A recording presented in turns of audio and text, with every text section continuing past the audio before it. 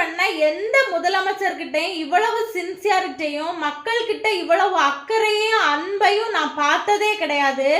அப்படி அன்பாவும் அக்கறையாவும் மக்களுக்காக முழுக்க முழுக்க பார்த்து பார்த்து செஞ்சுட்டு இருக்காங்க விஜய் அண்ணா.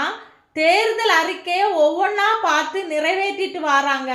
இதுக்கு முன்னாடி எல்லாம் இப்படி கிடையாது.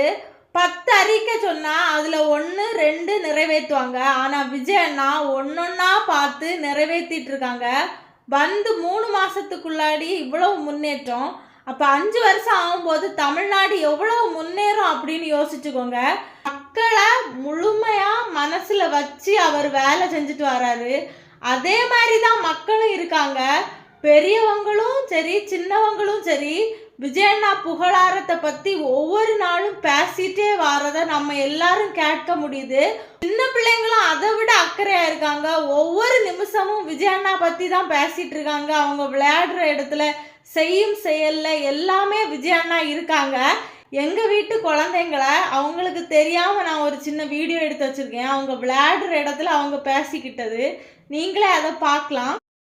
விஜய் மாமா ஆம்புலன்ஸுக்கு பழி விட்டு போகுது.